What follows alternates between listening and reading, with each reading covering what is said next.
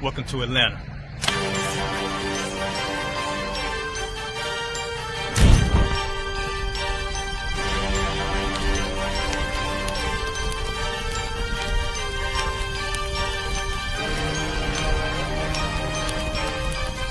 Price is Officer 5000, Jeremiah, the camp leader of Atlanta. Passover 2025, starting April the 9th, we got the lamb slaughter. April the 10th, we got General Muhammad's flag. April the 11th, we got the black party that's going to have the Hebrew graduation. April the 12th, in Atlanta, Georgia, the 56th annual Passover, the only Passover under Commander Junior Hunter. Our great and holy King has honored us for turning our lives from the darkness to the light, man. There's no greater gift you can receive than to wake up to the truth and then commit your life to saving your brothers, man. Looking in their eyes and seeing their faces and seeing what they've suffered and what they've gone through and seeing the end of it, man. It is a guaranteed seat in the kingdom of heaven, man. So in the name of our King Yahushua, we dedicate us another Passover of brothers and sisters' lives being saved. April the 13th, we got the Feast of Unleavened Bread.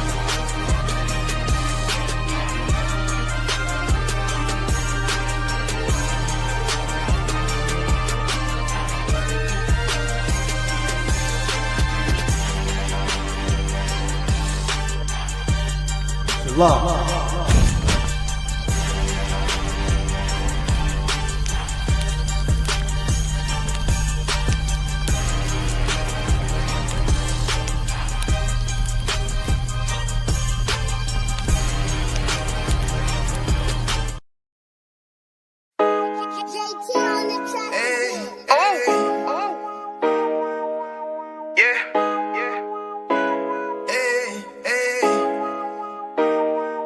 What you bought? You know what time it is, nigga. Better watch how you step in.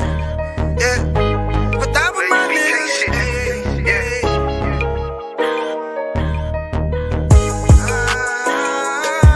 I'm in it, yo.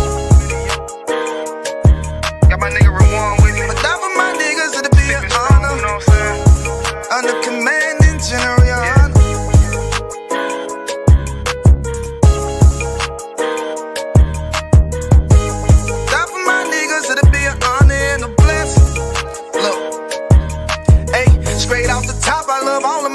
That shit ain't gon' stop till we on top and we ballin', my nigga. We be fly as fuck, you know them bitches be stalking my niggas. That shit'll never change and it's the same with all my niggas. City to city, I should be at home, that's what my ribs say.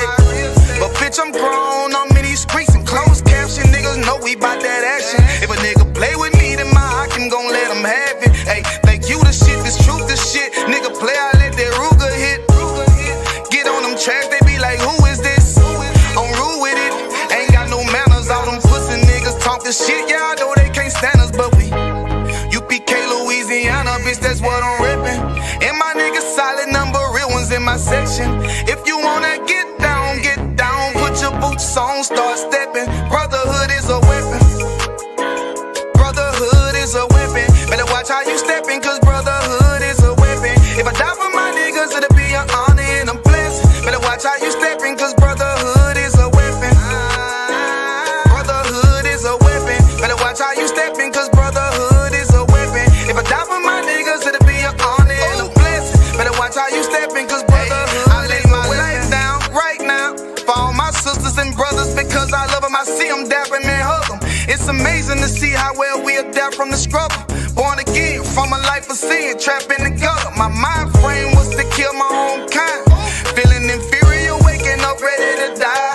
Run with them killers, so it's just a matter of time. For why take your life or let you take mine? That's when I realized the slaves killing slaves, while the white man live to get old. We in them graves, shit got me feeling played. I opened the Bible, went through them records, found out we was royalty, a nation to be respected. But in this world we rejected, we hated for our complex. Still fighting to get accepted. We hear the truth and reject it, but love is getting corrected. And all my niggas correct me. The commandments, the foundation we erected. Brotherhood is a weapon.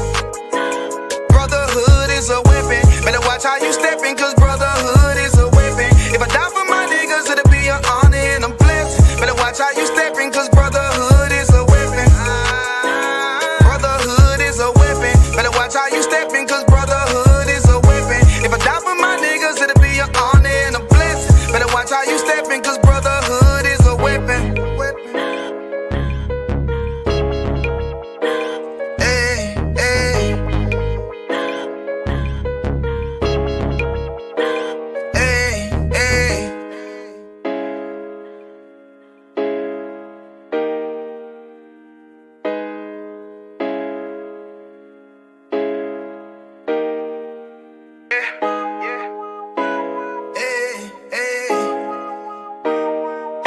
You boy.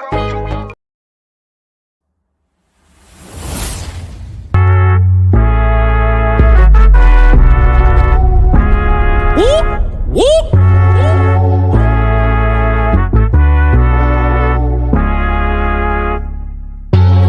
We gon' change the world, we won't let it change us. Even when they switch sides and they wanna change up. Fucking with my brother, then your life in danger. Got no fear like I got one in the chamber. Since day one, we been about it, nigga. I've been going hard since the day that I found it. It's 144 to the day the Lord counted. I'ma keep my head up to the day that he crowned it now. Since day one, we been about it, nigga. I've been going hard since the day that I found it. It's 144 to the day the Lord counted. I'ma keep my head up to the day that he crowned it. They want a fame, they want a clout. That's why they doubt. I got them black, I want a class. And I shut my mouth. This was way before polite, before I came to campsites. I came broken and contrite. I just wanted to live right, clean my soul and give my life. Had to give up all my vice. I got a fog out my head. I was raised from the dead. I put down that weed and I cut off my dreads. For before I could lead, I had to learn to be led. Now I'm a bad motherfucker. Walk around and I straight flex on suckers. No one specific, I'm talking to all of you busters. Straight from the gutter, me and my brother, we the long supper. Now, running it like a conductor. Hebrew Academy, I'm the instructor. 14 written all on my cover. Men of war like we hopped at a Hummer. Just like you wanted my trooper could cut you. There is one camp, there is not another. One West, UPK. One West, UPK. One West, one West, one West, UPK. One what? UPK. One what? UPK. One what? One what? One what? UPK. Me and all of my Oyes, hold it, shit down, right here, all day. Shalom, wagwan, sa, passe, is we, damn niggas, yatu, sabe, hey. We gon' change the world, we won't let it change us. Even when they switch sides and they wanna change up. Fucking with my brother, then your life in danger. Got no fear like I got one in the chamber. Since day one, we been about it, nigga. I've been going hard since the day that I found it. It's 144 to the day the Lord counted. I'ma keep my head up to the day that he crowned it now. Since day one, we been about it, nigga. I've been going hard since the day that I found it. It's 144 to the day the Lord counted. I'ma keep my head up to the day that he crowned it.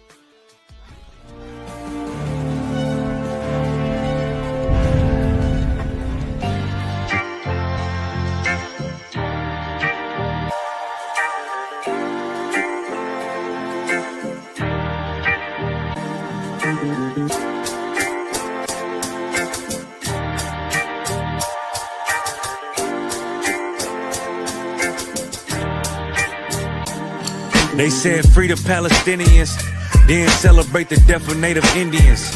How these other races gon' take us serious? They don't. It's silly thinking you can fight oppression with a vote. I'm so woke, I got sleep deprivation. Belly of the beast giving birth to a nation. You know how I feel to have culture and they take it. It'll never be peace, tell them free the reservation. Till it's backwards, they don't know that they exist no more. Ever try reaching out for help and you just get ignored? Pick up vices like drugs, your child fill a void. They get a youth life sentence for a killing, he was just a boy. Niggas poor, what we living for? Life a gamble, it's like 10 or 4. Police hands around your neck, they just hit record. We in war, man, this ain't the norm. But you don't know how I feel to be black. Yeah, you don't know how I feel to be black. Yeah, you don't know how I feel to be black. Yeah, you don't know how I feel to be black. Yeah, you don't know. Mama on the stage crying. She just lost her only son to gang violence. Pops level 4 yard talking through the fence. Have you ever tried to hug your loved ones through a fence? Have you ever been hated just because your skin? Have you ever worked all week and couldn't pay your rent? Life a trip, I'm trying to catch my balance. Every step feel like I'm walking backwards. Credit card, but God check the balance. I come from where it's rough, that's why my heart callous. They want you to fall weak, that's a war tactic. Look how we live, what's scary than that? What you know about crossing the Darien Gap?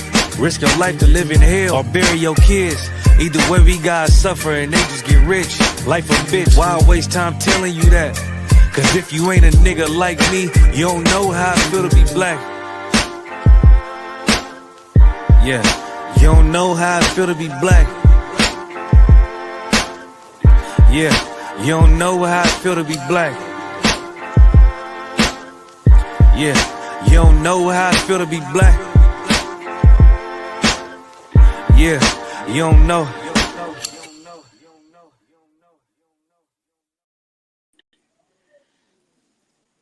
Right. Shalom, Israel. This is the ISUPK, started 125th Street in Harlem, New York, under the Commander General Yohana. We come to bring the message, man, to Blacks, Hispanics, and Native American Indians. Okay, I hope everyone tuning in is to Wab tonight. We're gonna be talking about women's rights, the women's rights movement tonight, and things of that nature.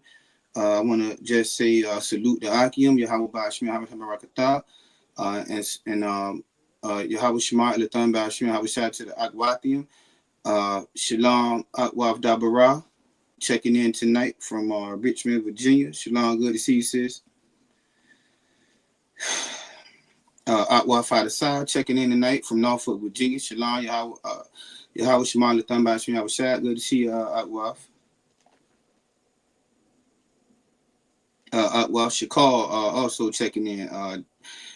Shalom, sis, property of real property of Ayan, checking in from all the way from Rice, Virginia. All right, shalom, sis. To see you as well tonight. Officer 1000, Mataza Kara, checking in from Chester, Virginia. Congratulations to him on his new rank raise. Okay, shalom. Akwaf Ra'aya, Yahweh Shema Lathan Ba'ashim Shah, Ribbon Property of Officer Mataza Kara, checking man from Chester, Virginia as well. Princess Tazara, property of Officer Mataza, checking in from Chester, Virginia as well. All right, shalom, sis. Princess Nizam, Jew, Yahweh Shema Lathan Ba'ashim Shah, Rhea of priest and officer of 5K, Madabar, checking all the way in from New Orleans, Louisiana. All right, shalom, sis. I see sis be all over the UPK, California, New York, Florida, everywhere. Oh yeah, Most High Christ. No sweat. A underbar. Okay. All right. I guess that was the roll call for the night. I hope everyone's doing pretty good tonight, man. I was For tonight's history class, I'm going to be talking about women's suffrage, the women's rights movement. I got that definition of suffrage. I'm going to look it up one more time. I got to look it up one more time. It's in my notes, but Salakia, I kind of,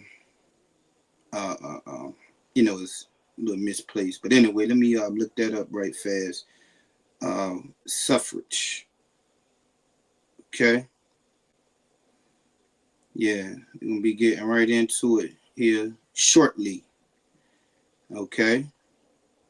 Have a little patience with your brother. All right. I hope y'all been having a Tawab day, man, a Tawab week so far. You know?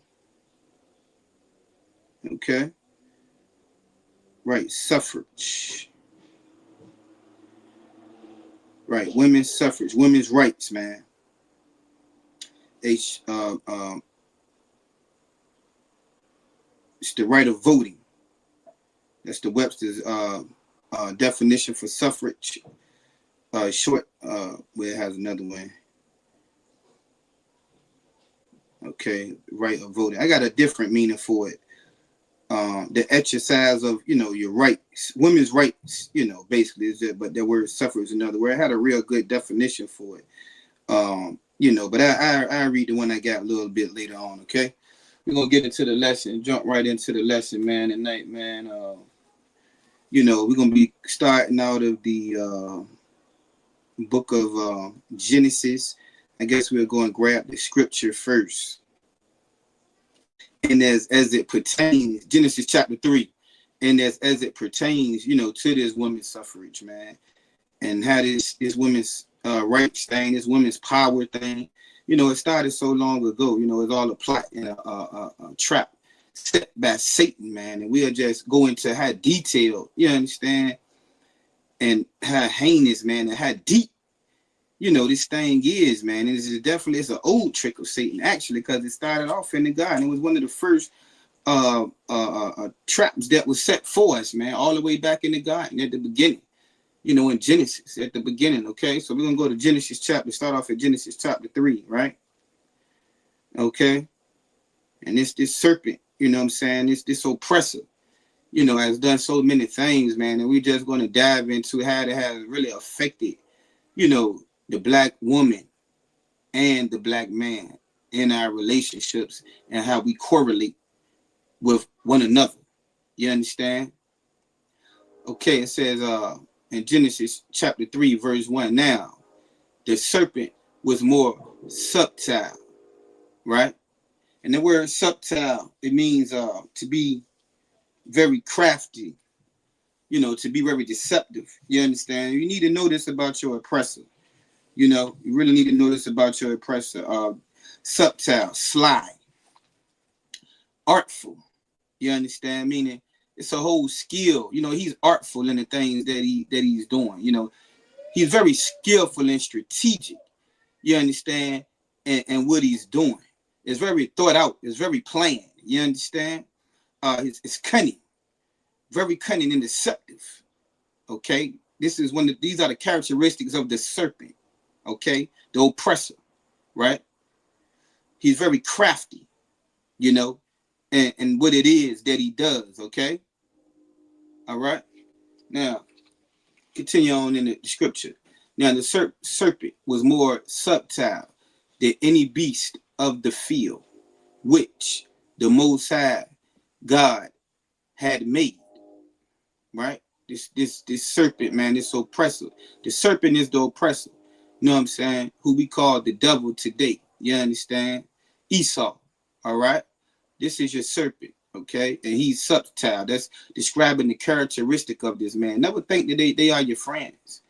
Never think that Esau is your friend, right? Because he's not, okay? And this is where Eve made a mistake in thinking. Because a lot of people say, well, it's some good white people in the world, and, they did this for me and did that for me. Okay. They may have. I heard an analogy, what I'm saying, from one of the generals, I believe, man. And he was saying that, okay, if I got a basket or a container full of snakes, right? I'm not going to stick my hand in there to find out which one would not bite me. You understand? if that makes any sense. Okay, I'm not going to take a chance, right? But also, you got to realize anything that's subtle. See, when the serpent came, as we'll get into it, you know, he was not coming as an enemy, right? He was not at all coming as an enemy. He wasn't coming in an obvious way. Remember, he's very sly and cunning and deceitful. You understand? Most High Christ the water. You know, this is what we have to understand. You know, he's very tricky. He's going to come with a smile on his face. You understand? Right? He's going to come as your friend, not an enemy. Remember that about this oppressor. That's very important. Okay. And he said unto the woman, right? He came to the woman out there in the garden, you know. Yea, have God said ye shall not eat of every tree of the garden, right? The garden, you know, at that time was, you know, where we was living at, you know, in heaven. Now I say heaven, you know, and heaven was on earth, of course, because the Most High gave us everything at that time. Tree, in this sense, is more or less representing, you know, knowledge.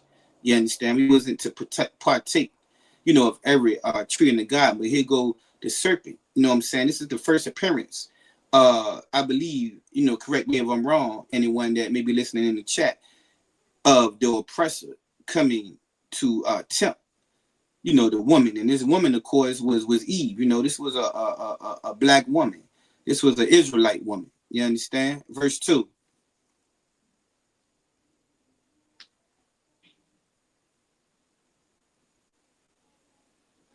Okay. And the woman said unto the serpent, we may eat of the fruit of the trees of the garden. She was saying, well, they having a conversation now. They having a dialogue. You understand? Just imagine an Israelite woman, a black woman, you know what I'm saying? Hispanic Native American woman having a dialogue with a white man. You know what I'm saying? This is what's going on. And they're talking, they're having a dialogue. And she said, well, yeah, we may eat of the fruit of the trees of the garden, right? Verse 3.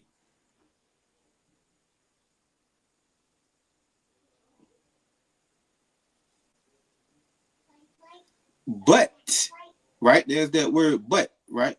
Of the fruit of the tree, which is in the midst of the garden. There was this, you know, a certain type of tree in the midst of the garden, you know, certain type of knowledge. You understand? Which we know today in the midst of the garden here on earth, man, we got all types of knowledge. You understand that we're able to obtain. You understand? You know, Christianity being one major one. Islam as well, you know, all of these different types of knowledge that a lot of us are getting into. A lot of our sisters getting into the crystals and the chakras, and all different types of witchcraft. You know, you got people into that Satanism. You got people into what they call it when you don't even believe in a God. I forgot the name of that.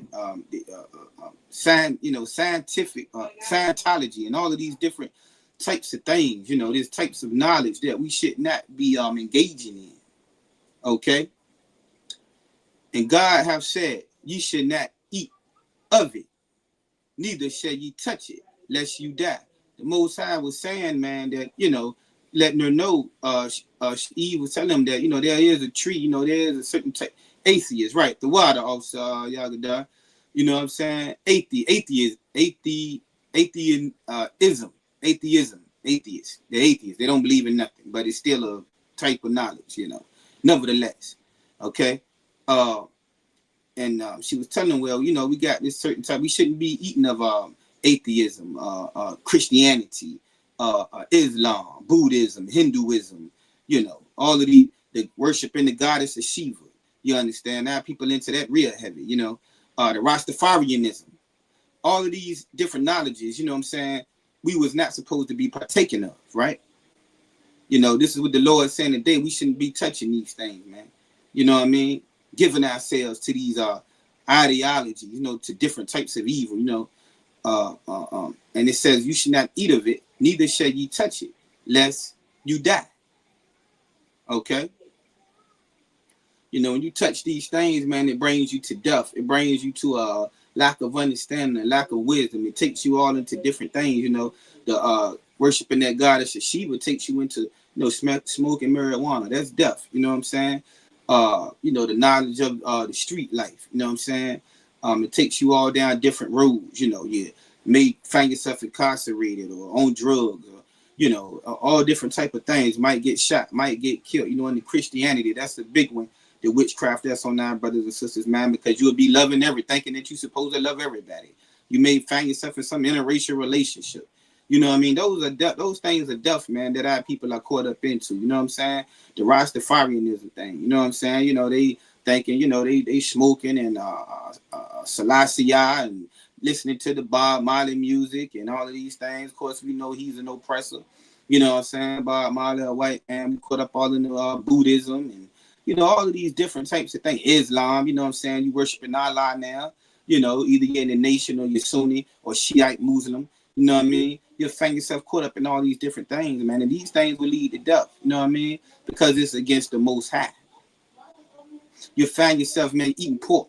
Because Christianity said you can eat pork. Now you got high blood pressure.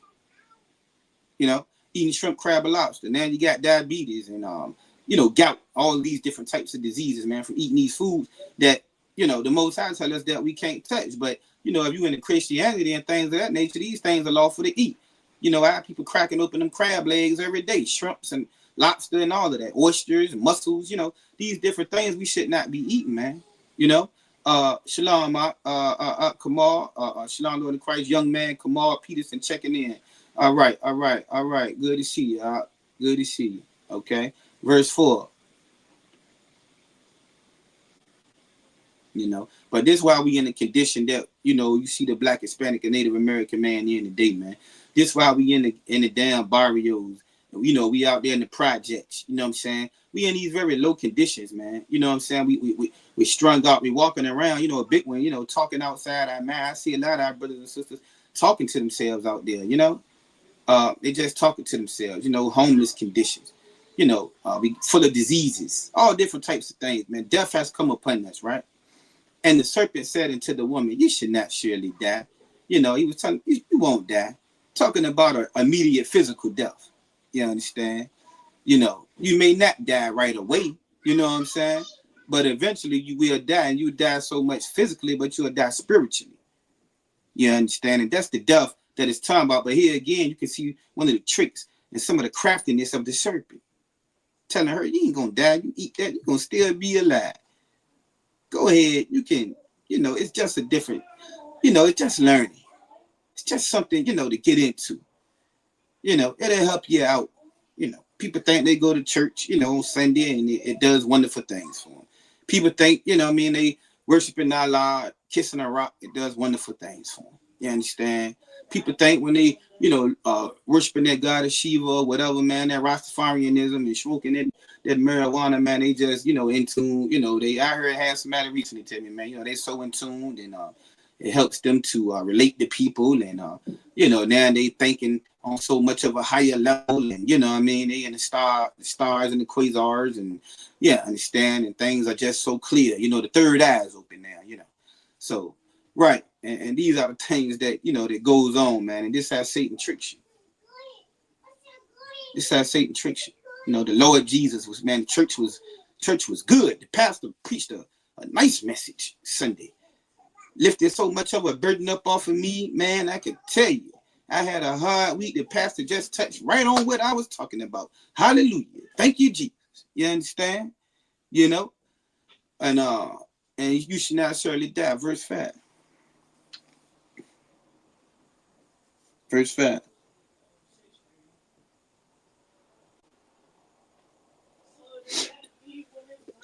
For God doth know that in the day ye eat thereof, right?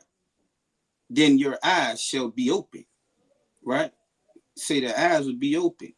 You know, you'll know that third eye again. Go Satan tell him about your eyes should be open. Because her eyes was already open, I'm sure, you know, physically. You know, he was talking about an opening of the intelligence of the mind. You understand? And ye shall be as gods, See, they go, telling them, look, you partake of this, man. You know what I mean? This knowledge here, it's going, turn you into a god. You know what I mean? And that's what the woman was seeking, man, power. You know what I mean? And we'll see how this relates to women's rights. See what I'm saying? Because with women's rights, a woman can have power. You understand? And see, Satan already right here is displaying the whole trick and the craftiness, you know what I'm saying? And the cunningness of and the artfulness of it, the skill of it. You understand? You got to be able to see these things, man, how Satan moves, That's why he used the serpent, because he moved like a snake.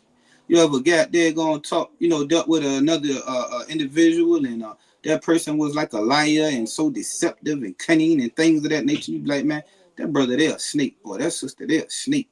You know what I'm saying? You got to watch out for them. You know what I mean? They always tell you, keep your grass cut low. Keep your grass cut low so you can see. You can see the snake. See what I'm saying? You can see the snakes in the grass, right?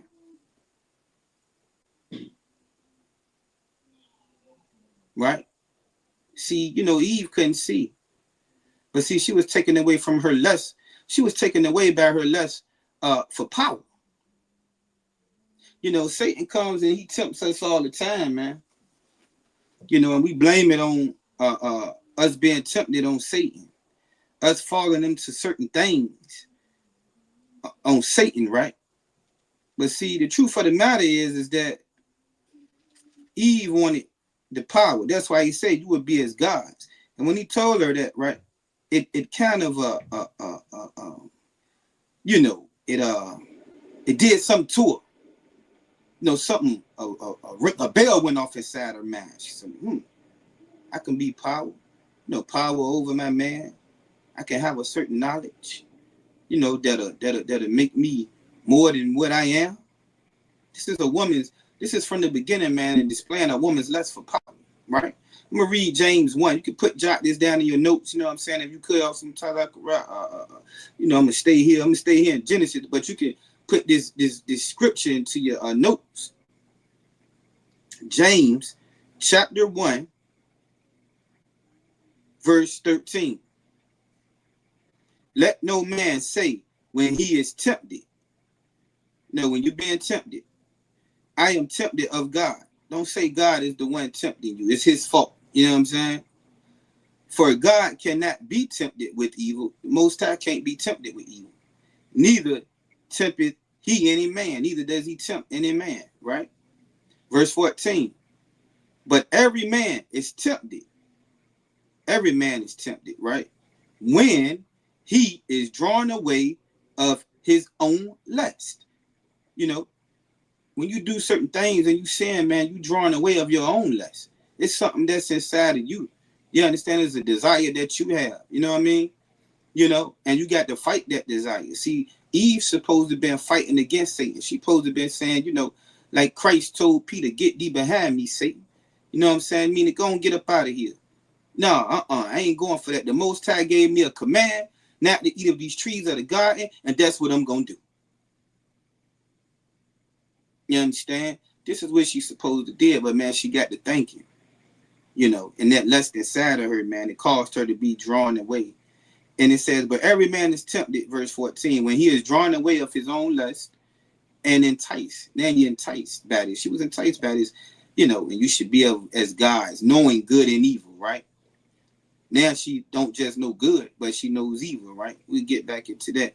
I'm going to finish this off. Verse 15, then when lust have conceived and bring her forth sin, when that lust have, she done thought on this thing so much. She know she ain't supposed to do it. She know what the Most High told her, but it's like, now she done thought on it so long and she didn't just reject the idea. And there's it started to fester in her mind. That's how the lust and that temptation do it. You get to think about it like that. Next thing man, you drawn away. It bringeth forth sin. And sin, when it is finished, bringeth forth death. It bringeth forth death, man. And that's what Eve did, man. You know what I'm saying? When she allowed herself to be tempted of this serpent, right? Okay, let's read the last part of this precept. As a Rakai,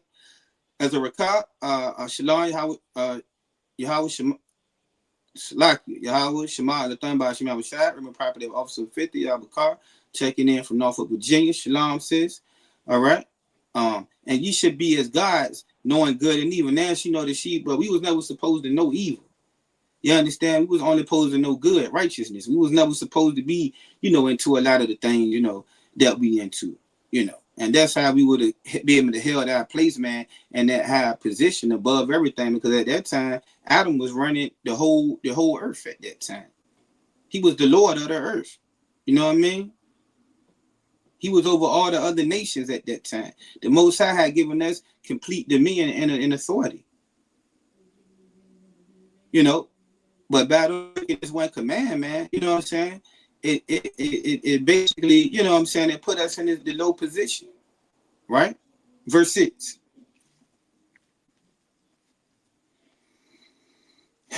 Verse 6.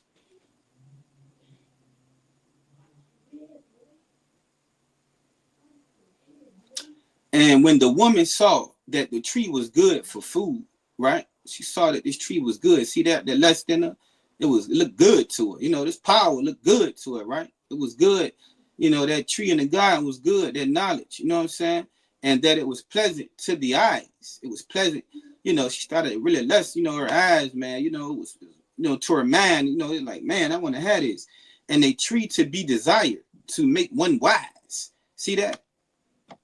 To make her wise.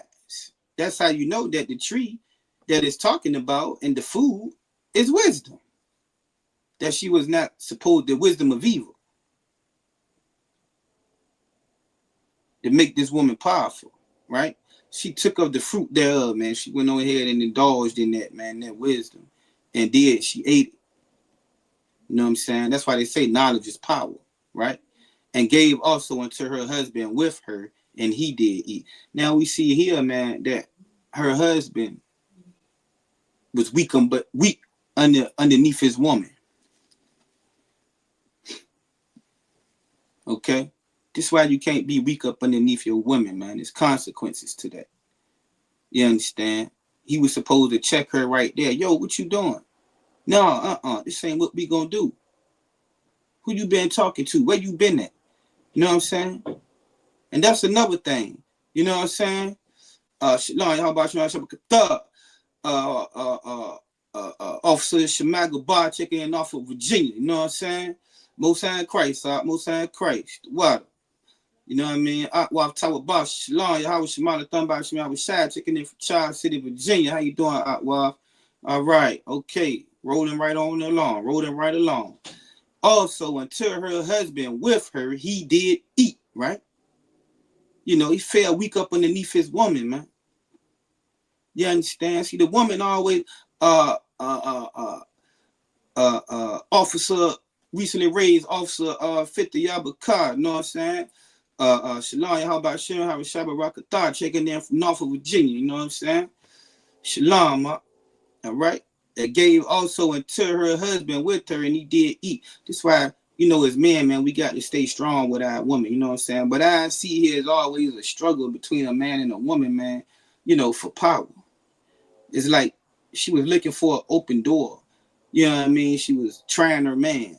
He's supposed to, at that time, show her his, this is where he was supposed to lay down the law right here and there, but he didn't. And it was consequences behind that, all right? So what I'm going to do now is I'm going to get in a little bit of this history, just continue to let these 6 verses fester and marinate in your mind, you know what I'm saying? And we're going to take this as how it correlates and relates to, we're going to get some history. I'm going to read a little bit of history, probably go back to a couple of verses, read a little bit of history, probably go back to a couple of verses, man, to tie this thing all together, okay? All right, y'all hang in there with me, man. All right. Okay, the women's rights movement or women's suffrage, right? The women's rights movement through writing, lecturing, marching, and civil disobedience. Suffragists fought for a constitutional amendment to guarantee women's rights to vote. So you had these women, man, they went, marched and did legislation and civil disobedience, marching and protesting and all of these things, right? For women's right to vote. Okay, this is how it began. The women's right movement. It began in 1848.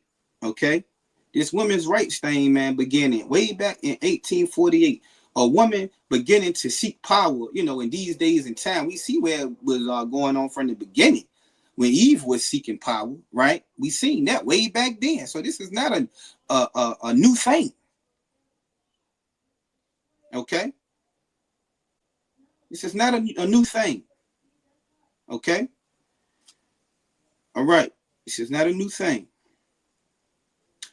All right. The women's right movement. Okay. And where it all started, right? Some women, AT launches a whole revolution. Women's right movement started July the 13th, 1848. All right.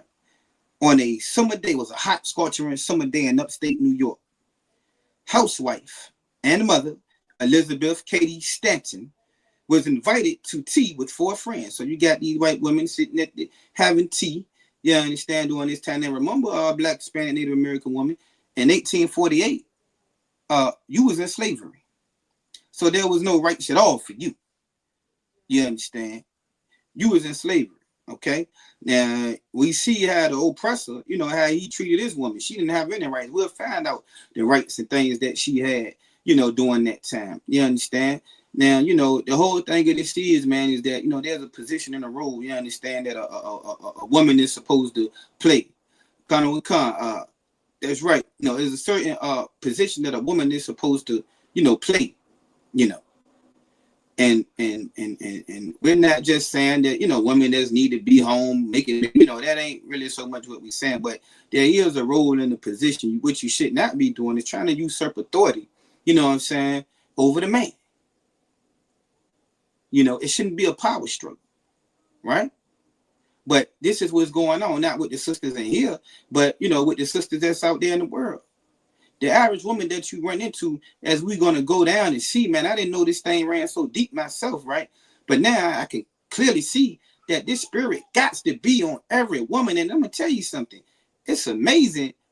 A brother without the Most High and the spirit of the Most High is with, I just don't see how, you know, he won't be dealing with this, man, from the average woman that you run into. This thing go back to go back further than that with Eve, but you know, recent times, it goes all the way back to 1848. Okay, let's continue to go along. We're gonna see how this thing unfolds and unravels up until today. All right. Elizabeth Cady Stanton, she's the woman that, you know, started this women's rights thing. They all sitting down drinking tea. Was invited to tea with 4 friends. They talked about situations about women, right? The conversation was about how the American Revolution was fought 70 years earlier. The American Revolution had just been fought. You understand? America was fighting for their rights during the Revolution. And they was fighting for freedom from tyranny, right? But women had not received rights. You know what I'm saying? Women hadn't received any rights, you know, at this time. They felt the new republic, right, would benefit from women playing more active roles in society. These women feel like, you know what, they would really benefit more if we had more rights. If we could play more, you know, a stronger role in society, the Republic, America would, you know, really thrive. You understand? And we see here the beginning of women's power, but right, keep in mind, this is the oppressor. This is the white woman. This is the serpent right here. I understand? Here's the idea being conceived through the serpent, through the devil, through the deceiver. Okay. All right. 2 days later, they had that meeting, and 2 days later, a date was picked for a convention at Wesleyan Chapel in Seneca Falls on July the 19th and 20th, 1848. So they got busy on this thing, man. We see the serpent, man, putting this thing into play, right? No meeting public had ever been called. A public meeting like this had never been called. And here it is, the white woman, you understand, is calling this meeting. They felt they was making the republic keep its promise of egalitarian lives for its citizens. Elizabeth Cady Stanton used the Declaration. Now, look at this.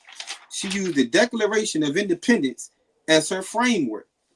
So, you know, she used the Declaration of Independence for her framework. So what she was planning to do, here's the craftiness now of the serpent. Well, you said in your Declaration of Independence, this and that, right? But how about as it pertains, to us? It says liberty for all men. Look at the quote that she used from the Declaration of Independence to, for her framework, right? To make her case. You understand? Independence as framework for writing declaration of sentiments. Now, she made a declaration of sentiments, okay? Which was good for her argument. It was good for her argument that she was going to make, right? For women's rights, all right? These words frame their arguments. All right. These are the words from the Declaration of Independence.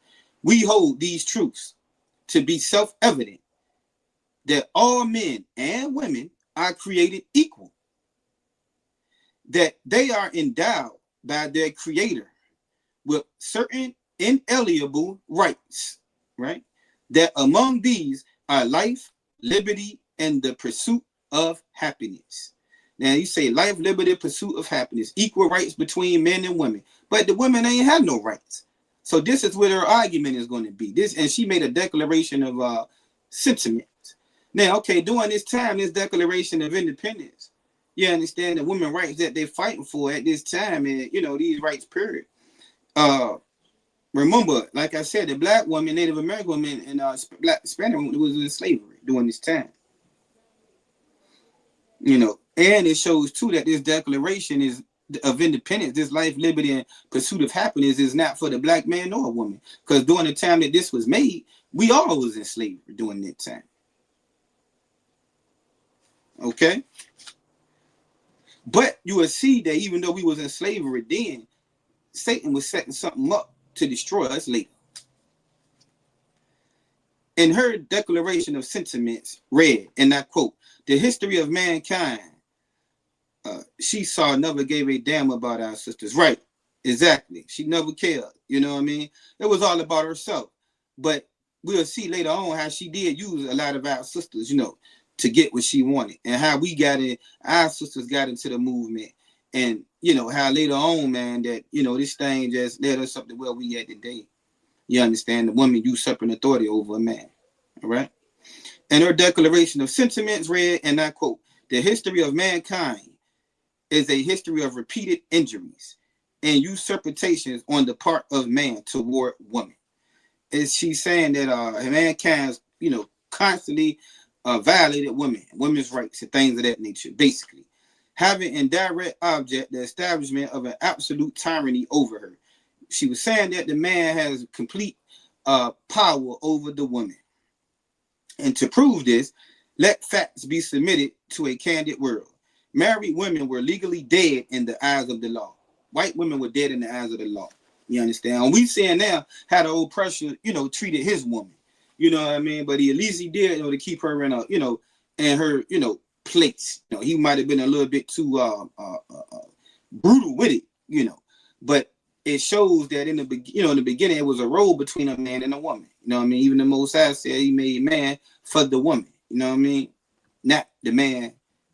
He made the woman for the man, not the man for the woman. You see what I'm saying? Which shows role and position, right? Women were not allowed to vote, submit to laws with no voice and formation. So they, had to submit to certain laws, man. But they couldn't vote. Married women had no property rights. If you was married back then, white woman married back then, she had no property rights. Husband had legal power over and responsibility for their wives.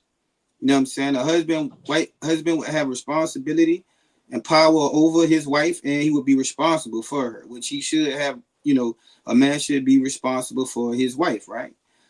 To the extent that they could imprison or beat with impunity. They could beat their wives. You see, the white man had a oppressive thing. He could lock his wife up or beat her. Of course, we not with beating our wives or locking them up, but it shows you the manner that's so oppressive. You understand? At that time. Now, divorce and child custody laws favored men. The divorce and child custody at that time, it favored men. We see now that the laws have changed through women's rights. And who does the divorce laws and child custody laws favor now? Somebody put it in the chat. Divorce law, you go through a divorce a battle, you know what I mean, or a child custody battle. Who does it favor now? Right? Who does it favor? When you go through a divorce or a child custody battle, who does it favor now? We seeing here that at one time it favored men. Princess Tazarah, women, give her a hand. Most High Christ says, Atwav Dabarah, the woman. It favors the woman. So we see now how the beginning of the power was being taken from the man and given to the woman. Atwav Shakal, women. Right? We're going to see just how much power, you know what I'm saying, that you sisters have been given. And how much power, Atwav Raya, the women, give yourselves a hand. You know what I'm saying? We're going to see now, man, just how much power you women have been given and how much power has been taken away from the man. You understand? Women had to pay property taxes with no representation and levying of taxes.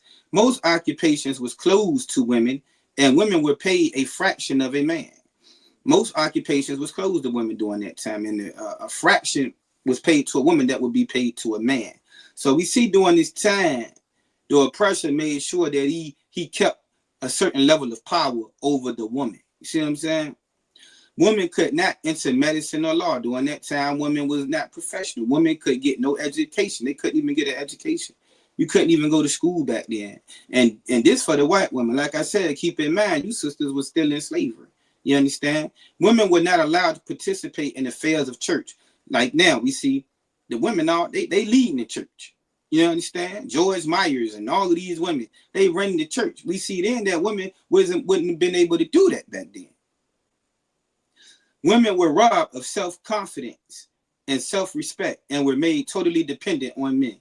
Now, of course, we don't want to rob our sisters of self-confidence and self-respect. You understand? But the women back, the white man did this to his women back then. So we still seeing the man of the white man and how he was brutal and treated, his women. Now, you think now, a lot of our brothers treat their women like that. Remember they said they could beat their women? So us beating our women and, talking bad down and treating our women like crap, where that come from? That wasn't in our culture. This came from the white man. This how the white man did his women back in 1848. You understand? Okay, this declaration of sentiments that she called it spelled out what was the status quo for white women, right? In 1848 was even worse for black women. Okay?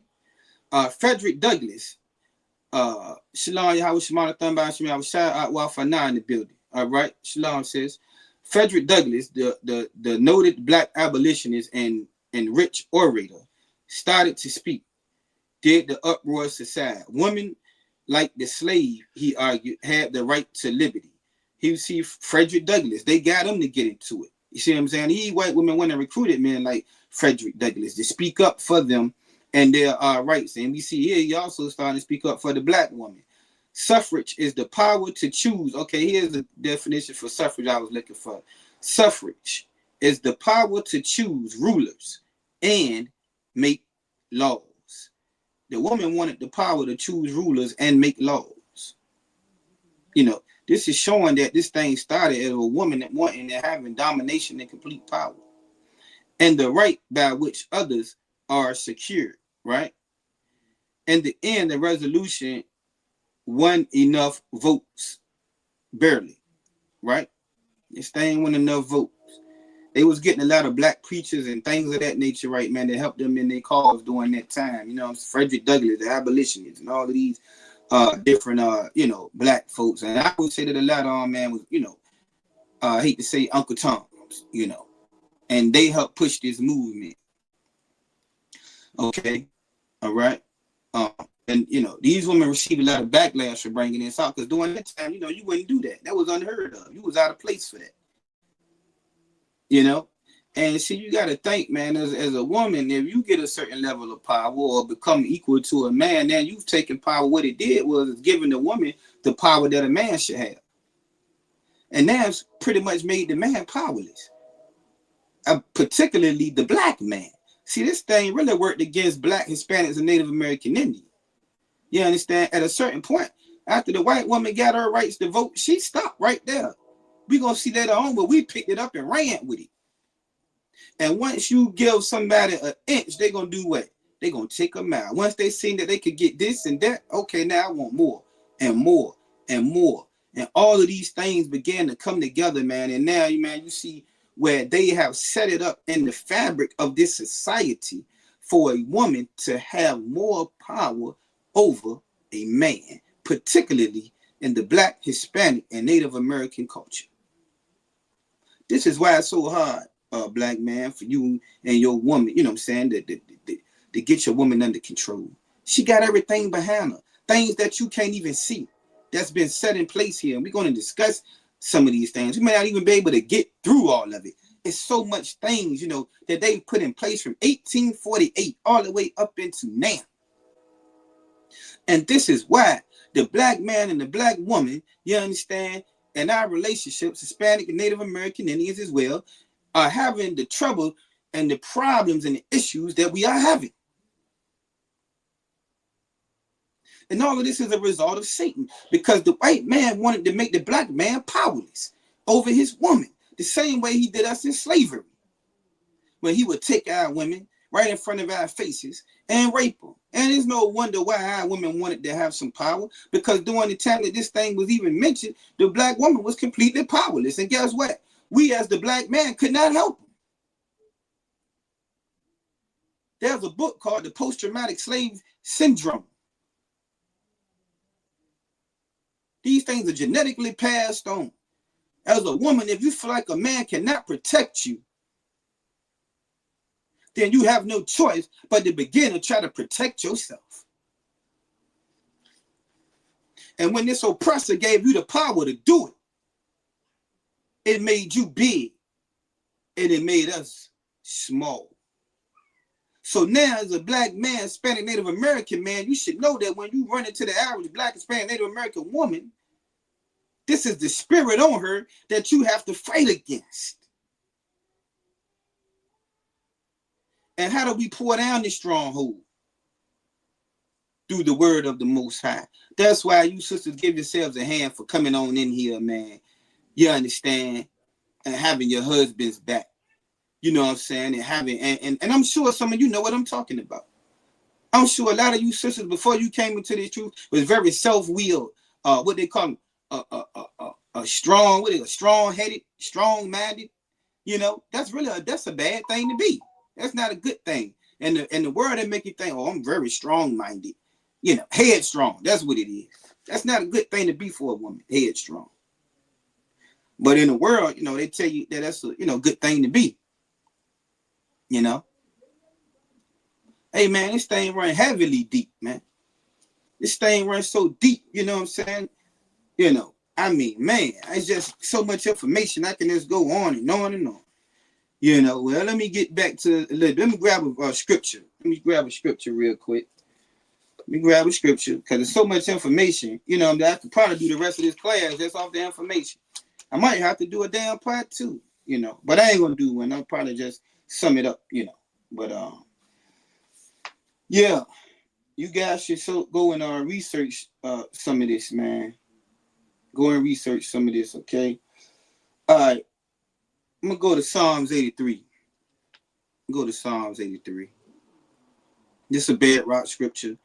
All of you probably know, you know. I just want to get a little bit more, throw some scripture in here, and I got some more scriptures that we're going to touch on later, and I'm going to just go back and forth, back and forth, back and forth. You know what I'm saying? Back and forth. Psalms. The book of Psalms. Chapter 83. The book of Psalms, chapter 83 and verse 1. This is one of our prayers as well. Keep not thou silence, O Yahweh. Hold not thy peace, and be not still, O power. You know, the Lord don't hold your peace on this thing. Don't keep still on these. Why? Verse 2. For lo, thine enemies make a tumult, and they that hate thee have lifted up the head. You know, we see, man, these women lifted up the head. This white woman lifted up the head. The oppressor lifted up the head to bring this thing about. You understand? And we'll see how this thing really affected our relationships and us as a people later on, you know, all the way up until today. You know what I'm saying? And in 1848, man, they that hate the Most High lifted up their head. You understand? This lady, Elizabeth Cady Stanton. Verse 3. They have taken crafty counsel against thy people. This was a crafty counsel, man, that was taken against us. It looked like in the beginning it was for the white women, which it was, you know, but this we'll see ultimately how this thing, man, was a devastating to our community and devastating to our women, and particularly, you know what I mean, and the black man for real as a people. You understand? And consulting against thy hidden ones. You know, these people take crafty counsel against us, man. And that's why I looked up, you know, that word subtle in the book of Genesis. He was crafty then. We're still reading the same thing now. Verse 4, they have said, come and let us cut them off from being a nation. You know, being a race. They want to cut us off from being a race of people, a nation of people. And, you know, they consulted together all of the nations. They came together on this thing, which means that they knew exactly who we were. And they made a conscious decision, you understand, to destroy the black, Hispanic, and Native American, and destroy the Israelite nation. To destroy Israel. And they've done it. You know what I'm saying? They've done it. You just look around at our nation, at our people. We don't own anything. We're not in any type of, we behind enemy lines, and we don't even know it. We so destroyed, we don't even know we behind enemy lines, man. We don't have a military. We don't have any power. We don't have any land. We don't have any real money. You know what I'm saying? And those of us that do got any money, they all out for themselves. Tap dancing for the white man. We are destroyed, man. If it weren't for the Most High, man, we don't have no protection. We behind enemy lines. You in your enemy's backyard.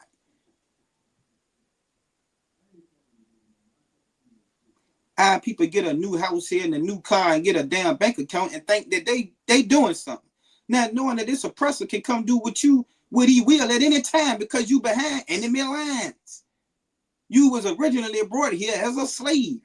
They have been destroying you for 400 and some years. This is why the scriptures say, come together, O nation, not desire.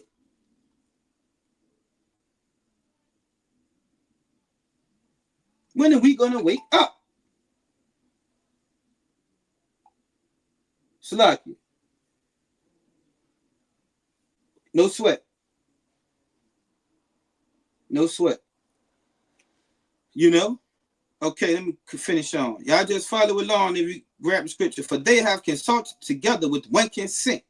They are confederate against the many people that came together. In verse 6, the tabernacles of Edom, the white man, and the Ishmaelites, the Arab man of Moab, the Japanese, Chinese man, and the Hagarenes. You understand? All of these nations, man, have come together, man, to destroy us. This is why you got they put the damn Ishmaelites, the Arab man in your neighborhood. They put the Chinese man, Moab, in your neighborhood, selling us chicken and rice and egg rolls and things of that nature. Arab, you know, man, we got a place down here called Watergate, man. They started off with one Watergate. They throwing it in our face so bad. Guess how many Watergates they got today? It's about 7 Watergates. And when they open them up, right, they open them up by numbers. So you got the original Watergate, then you got Watergate 2, you got Watergate 3, you got Watergate 4, you got Watergate 5, and they all in black neighborhoods. And we made people so rich, they came here with one Watergate, now they got 7. It's a Chinese joint in every neighborhood here. You understand?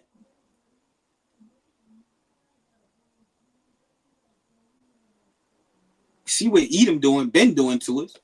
The white man, we see what he been doing to us.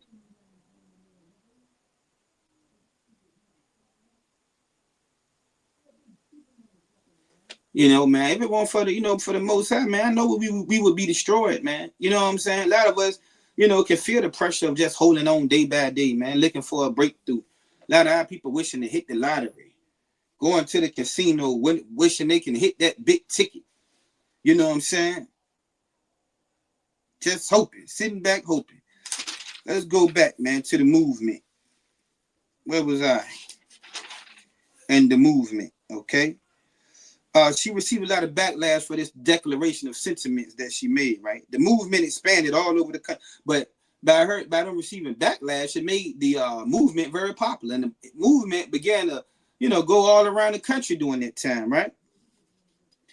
All over the country from 1850 until the Civil War. From 1850 until the Civil War started, this movement began to spread. Okay, now during that time period, guess who started to enter into the movement? We got Susan B. Anthony. You understand? Which was a black woman. A lot of them in our history books. You know what I'm saying? Susan B. Anthony. You got Lucy Stone. You got Sojourner Truth. And if you heard of Sojourner Truth, she was a black woman. They were in our history books. You know what I mean? They entered into this movement. These black women, you know what I'm saying, entered into the movement to push this thing ahead. So we see where the oppressor, you know what I'm saying, already, that's like he deceived Eve in the garden. He was still deceiving now. But he came through the white woman that started this time. You understand? Could have been a woman she was talking to then. I don't really know. It doesn't say, just say the serpent.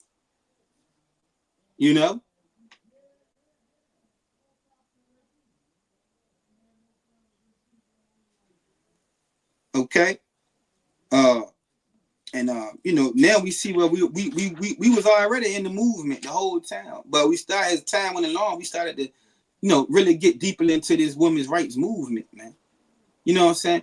And you got to think, man, for a black woman being in the position that she was in, like I said, in slavery, it's just like a dude, I'm going to relate this to a situation that may happen today. You know what I mean? And like even with Eve in the garden, man, when she was able to get this power, and she had things in the garden, right? But and she still wanted the power. But you take the woman, and this time they didn't have anything, that was in slavery, getting raped, beat, husband couldn't take care, and she see where she can get some rights. It's just like a dude that ain't never had nothing, right? You take a homeless man, you give him $1 million, he gonna know how to act.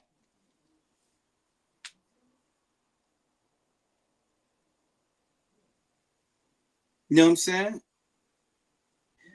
And the oppressor didn't just empower the black woman for nothing. The same way the serpent was able to use her as a ploy in the garden, because he went to her. Why? Because she's the weaker vessel. Right? So Satan went to her to get to destroy the man. And because of this women's rights thing, this is what's going on today. You got to think, at one time, the black woman knew her place. She would never come to her man at a certain time, in a certain way, Slaki. To talk back to him in a type of way, to have him locked up, to put him out, to put him on child support. That's Toby just read that right was given to but at that time the white man, but divorce and child custody was given to the man. What the oppressor did was so crafty and cunning, he took all of the power away. Well, we never had a lot of power as a black man anyway. You know what I'm saying? But any power that we would have had, he gave it to our women to further destroy us, because if you can destroy the head and you can destroy the body, why you think in Egypt, you know what I'm saying, they said they kill all the male babies and keep the women. You got to think, man, if you got a little black son, you know what I'm saying, an Israelite son, a Jew son, Judite son, or Gadite son, or Shemawan, Issachar, Hispanic son, Manasseh, then the oppressor already has a plan for this little Israelite baby from as soon as they come out the womb. The chances are already against that young boy. There's a lot of women out here, man. This was one of the curses.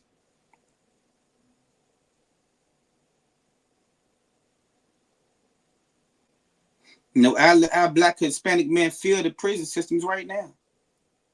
At one time, they were just little babies. You think their mothers knew that their little baby boy, sweet baby boy, would be locked up for life? Would be in and out of prison? Would be shot down in the streets?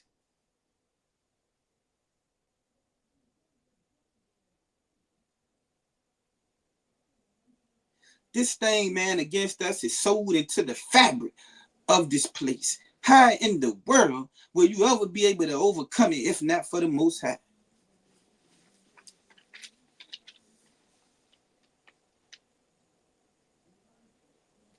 And without knowledge, our people die, what? For a lack of knowledge, right? Let's continue to read, man. You know, this just saddens me as I, you know what I'm saying, as I, you know, and a lot of our people don't even know this information. They don't even know what they up against. They can feel it, but they don't have the wisdom and the understanding. And this is why the ISUPK and the priests and prophets of the Lord is so important. Because we got to do what? We got to bring up this information to our people, man. For those that want to hear it, a lot of them don't even want to hear it.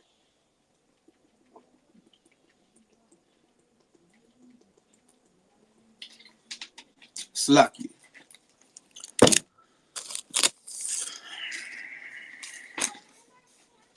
Sweet on, man. Put a 1 in the chat. You still with me? Anybody got anything to say on this topic before I go on? Does anybody have anything to say on this topic before I go on? If not, it's okay. You know, I got information to bring out. You know, I just was wondering. You know? I just was wondering before I go on. Anybody have anything that they have to say, you know? Anybody have anything they want to add? If not, I'll go on. I'll go on. Okay. Now, okay, eventually winning right to vote as a eventually winning the right to vote as a central issue, so you could vote to get other demands, right? Right. That's why they focused. They began. They had a whole lot of things planned out that they wanted. These women, you know, demands that they had, but they figured if they could first, okay, all right, Most High Christ got you. You know what I'm saying? If you could get Salakia. We have technical difficulties as well, Jim, in the chat. If anybody put anything in there, you know what I'm saying? I'm not able to see it. Salakia. Okay. Okay. So yeah, the women had demands, right? That they, you know, the white women had demands in the beginning that they wanted to make, right? You know, and they figured that they should just focus on getting the right to vote. Because see, a lot of things, man, that you could get is passed through legislation. You know what I mean? If you got the power to make the laws or get laws passed in your favor, you understand, is how you gain power in this society. It's through lawmaking and legislation. You understand? Which we don't really have a heavy voice in that. You know what I'm saying?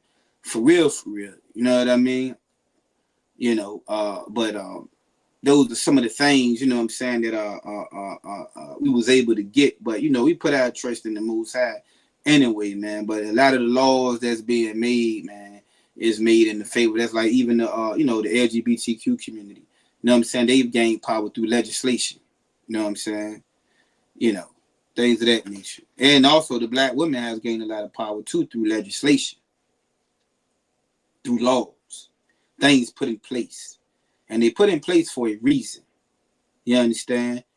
It's very crafty. Very crafty. Very well thought out, methodic, you know. Okay? All right. It took 72 years for the women and male supporters to be successful. It took 72 years to get this thing right. You had Ida B. Wells in this thing, man. And Mary Church Terrell. Thousands of African-American women was involved. Our women began to get involved heavily. In 1920, vote was won. Alice Paul, a minority, a black woman, continued for more rights, while some women look no further. See that? A minority woman, and like they got the vote. It says some women didn't continue for nothing else after this. But Alice Paul, a minority, a black woman, once the vote was gotten, she kept going. Now, the women that did not look any further, I bet you, was the white woman. Because even to this day, even though the white woman, you know what I'm saying, came up with this thing, you know what I'm saying, she still knows her place in the in the household. It was our women that once the vote was granted that kept going in this movement. We began to take over the movement and push the movement. You understand? But the whole thing, the oppressor is behind this movement, right? And the oppressor thinks to himself, okay, I'll let her push this movement because I know the more that I empower her, the less that I empower the Black, Hispanic, and Native American man. You see the trick? You see the trick? Black man, this has greatly affected you with your woman. You know what I mean? You have to really possess your possession and make sure that, and really check her mind and make sure that, you know, the spirit, you know, has not taken her captive. You understand? You got to really be strong, my brothers, you know what I'm saying, against, you know what I'm saying, our women. We love our women, we want to help our women, you know what I'm saying? But, you know, as being a woman and as being a man, you know what I'm saying, a real man does not want to be ran over, you know, by his woman, especially if he's a man that's in the truth. Not any man, but let alone a man that's in the truth, that's trying to do right by his woman. You know what I'm saying? That's trying to be there the right way for his woman. And the black man is the protector of the woman and the family. He got to lay down his life. You understand? So if he got to lay his life down for the black woman, then why in the world, you know what I mean? But she felt like, you know, the least she could do in return is give that man respect. And not try to usurp authority over that man. You know, if he's imparting wisdom into the household and he's being Lord out of one, you know what I'm saying? And imparting and giving you knowledge from the Most High, because the Most High has put the man as being God, you know what I'm saying, in his stead. You know, if you have a husband, that man is really, you know, as a God to you. Because he's the ones that's teaching you and giving you the words and the lessons of the Most High. Now, guess what? The Christianity has, you know what I'm saying, caused our woman to, you know, a lot of them think they talk to God directly.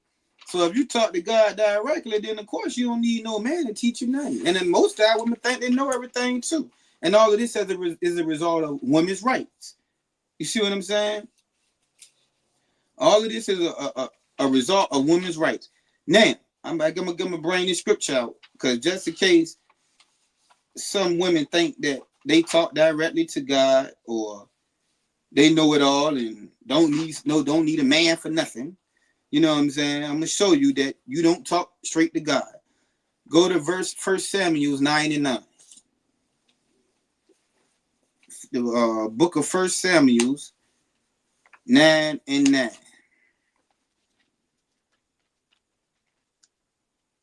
1 Samuel 9 and 9. I think we still having difficulties with the chat. It's okay though, because you know, you listen for the scripture. If you want to go to it, you go to it, you know. I'm gonna go to it and I'm gonna just read it. You can follow along, you know. 1 Samuel 9 and 9.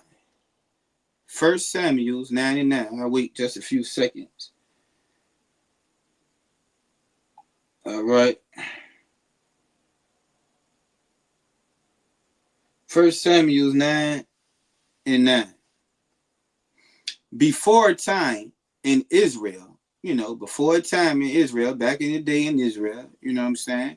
When a man went to inquire of God, when the man would go to, wanted to know something from the Most High, Thus he spake, come.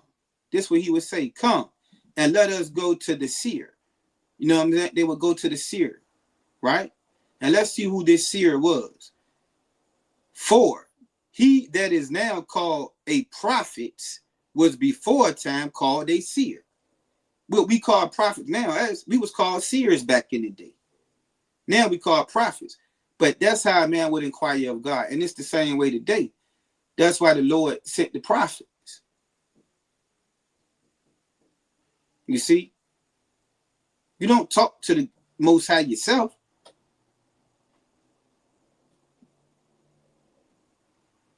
You understand?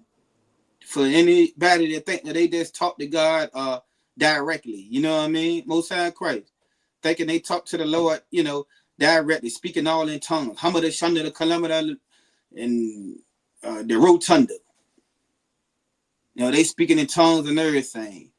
You know, the Lord then told him something. You know, the Lord told me that you're going to be a great man or woman of God. The Holy Spirit, you know. Da-da-da-da-da-da.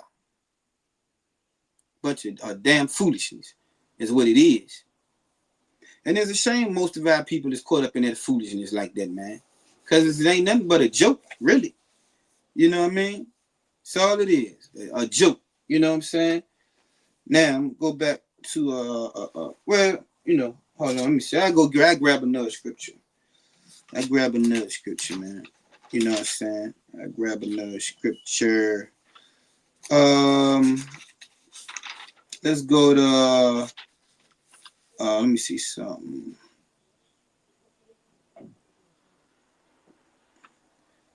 Let's go to, what is that? Jeremiah 31:22. Yeah, shut la la la la, you know, both sides Christ.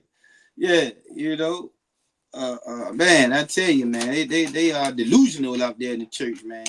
You know, I get a kick out of seeing them guys, man, them big grown men running around the church, man, with their hands in the air. Some of them be crying and everything, man. Some big grown man running laps around the church, you know. That's the funniest thing ever, man. You know what I'm saying? But yeah, Jeremiah 31:22, man. Jeremiah 21:22. You know, we got the yeah, it's a whole lot, man. It's a whole lot. You know what I'm saying? You know, Jeremiah 31:22. It says, how long wilt thou go about? You know, how long you gonna be doing this thing that you're doing? Oh, thou backsliding daughter. You understand? The backsliding daughter, right? For the Most High have created a new thing in the earth. You know what I'm saying? It says, you know, Satan brought it out, you know, brought in temptation, but, you know, the Most High created a new thing in the earth. A woman shall compass a man. That's what's going on right now. This is a new thing in the earth. This is not an old thing. Meaning this some new this ain't been happening.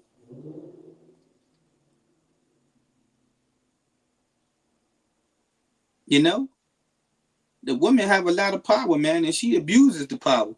And she don't even know, but the thing about it, most of our sisters don't even know how much power they actually have. How many things, I mean, they know it, but they don't know it. You know what I'm saying? A lot of things have been put in place, man, to uplift this woman to, they're being battle oppressive. You know what I'm saying? Through so many different things. I haven't even gotten into everything, but I'm going to say this. It's a lot of laws that are in place. It's a lot of organizations that are in place that empowers women. You understand? And the more power you get a Black, Hispanic, Native American woman, the less power that the Black, Hispanic, Native American man has. See what I'm saying? Right?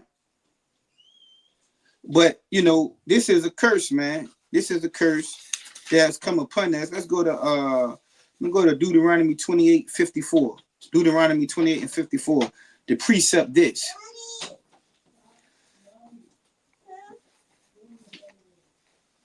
Deuteronomy 28:54, man.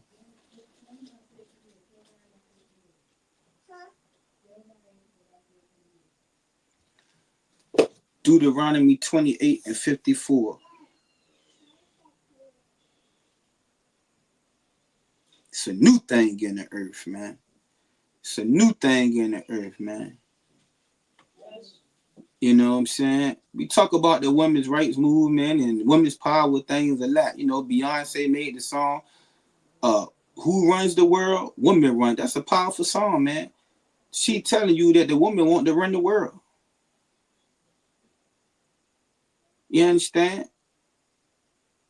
You know what I mean?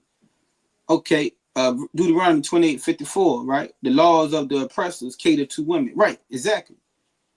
They do. Strictly to them. You understand? This is why, you know, things are the way they are. You know, back in that time, it wouldn't be like that.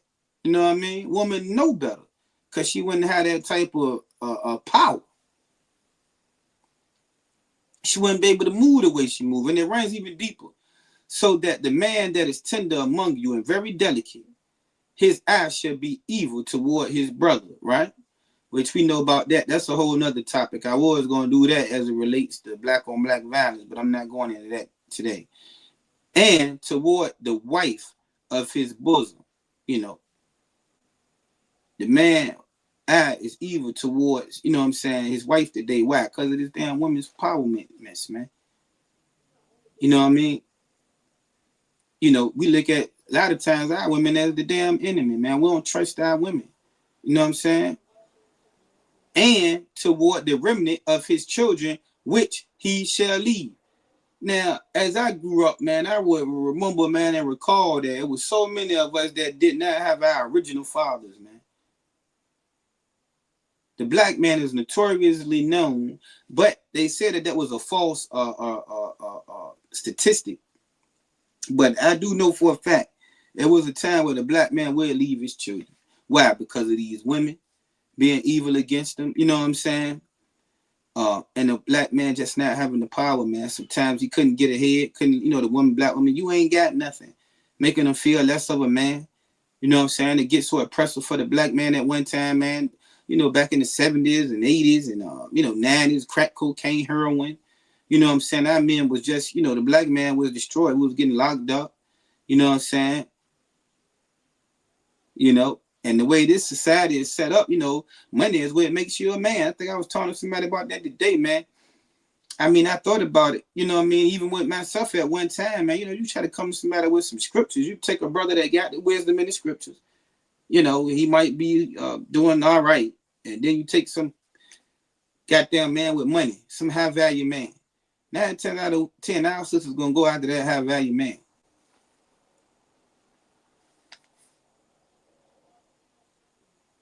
And this world make you feel less of a man if you don't have the money. Our women gonna make you feel less of a man. She may be some doctor or lawyer, and that's another thing. I'm gonna just go into that, you know, without even reading. They brought the education. At one time, a woman couldn't get education. Now she can. Right? Which is no problem with a woman having education. But what happened was they was able to become doctors and lawyers. They said it was phenomenal, right? Like I know right now, if I Google the percentage of successful black women to black men, the percentage is probably overwhelming. Of course, in the leaning towards the side of the woman. We have a lot of professional women now. Business owners and things of that nature. So she may be some doctor, lawyer, business owner, whatever. You may be a bus driver. You work. You know what I'm saying? You might be making 50, 60,000 a year or something. She making 100,000. She don't want you. She don't want the bus driver, the hard-working man that's gonna treat her right. She wants the high-value man. And of course, that high-value man without the wisdom, right? They use terms like broke ninja vibes. They even Lotto got the song out there, Brokey. Yeah, them sisters feeding off of that song. Lotto got the song Brokey. A lot of our brothers walking around here feeling real bad because they ain't got nothing, man. And they women, man, is just carrying them, running over top on them, man.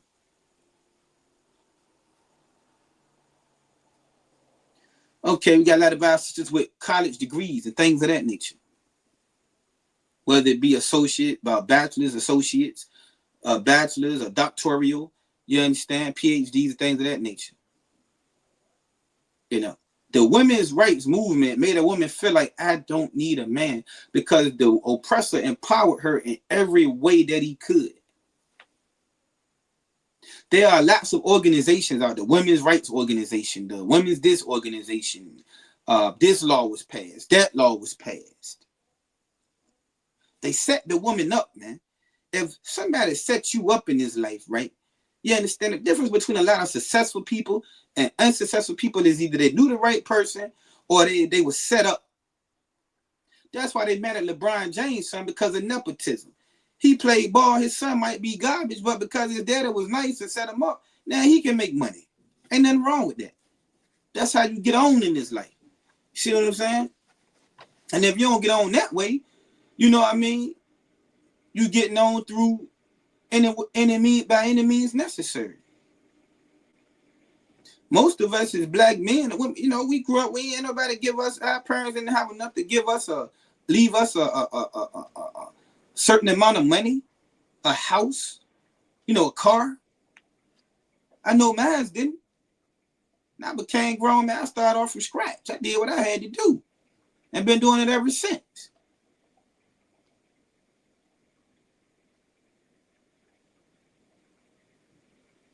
All we know is getting it from the rough, getting it from the bottom, going from the bottom to trying to get to the top.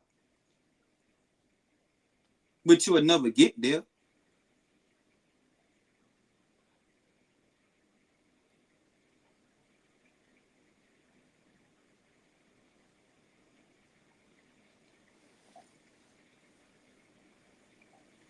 This is a crafty weapon, you know what I'm saying, against the black woman in, man, because it leaves our women, a lot of our women, man, get successful. Like you see Oprah Winfrey and Gayle King, they got so much money. And according to ways, they can't mess with nobody, ain't nobody on their level. So now they getting old with no man. You understand? And a lot of them is up under the oppressor, for real. They don't realize it, but a lot of our women is listening to the oppressor with this thing, man.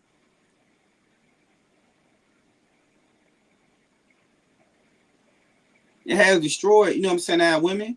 It has destroyed our men. And it has, you know what I'm saying, been something that has destroyed us as a unit. You know what I mean?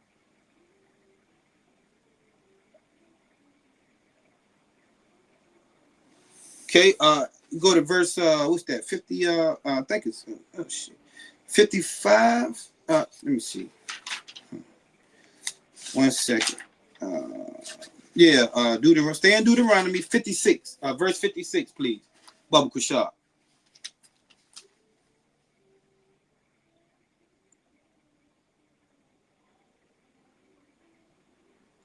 Okay, the tender and delicate women among you, which would not adventure to set the sole of her foot upon the ground for the delicateness and tenderness, you know. And I like this verse because it just shows how tender and delicate our women were. You know, a woman was a woman at one time. You know what I'm saying? Now, I'm going to tell you something else that this women's rights thing has brought about, right? It's brought about a very masculine spirit on our women. Because you overtaking the man. So if you overtaking a man, you got to have a type of butch type, you know, I'm strong. Either you a strong black woman, right? Yeah, it is a damn shame, brother. You're right. You know, either you some strong black woman or you's a lesbian. You's a lesbian or I'm a strong black woman. I don't need no man. I got a college degree. I'm a lawyer. I'm a doctor. You know, I'm a this, I'm a that. I'm going to tell you something, though. It didn't just empower the successful women. Guess who else this thing empowered? It said it empowered welfare recipients. A woman on welfare is in the power. And you know what? That is so true because guess what? In the hood, a woman will put you out of projects like she live in a damn castle. You better get up out her Section 8 project, Creta. You know, and you telling her, I done been put out of better places. You know what I mean? Some goddamn unit with roaches and everything, you know. Now, back in the day, our sisters would dress them units up, though. You know, they might wax the floors or, you know, have a nice sectional in there, spider lamp, You know what I mean? Nice little back then, a big body TV, 27-inch, whatever. You know, now they got flat screens, of course, you know, but their sister would keep them project houses nice at one time, you know what I'm saying? Now they look anyway. And god dang it, I tell you, a sister put you up out of there in a heartbeat. Like she stay in some goddamn $300,000, $400,000, $500,000 house, man. It's ridiculous. They empower them also through the, you know, through the food stamps. You know what I'm saying? Right. Also, if y'all that I know I ain't lying. He know I ain't lying, man. You know what I'm saying? Yeah, sister done put some wax on the floor, man, and everything. Flow shining, man. Project flow. Made of cement. The walls made of cement. At least the ones here where I'm from, you know.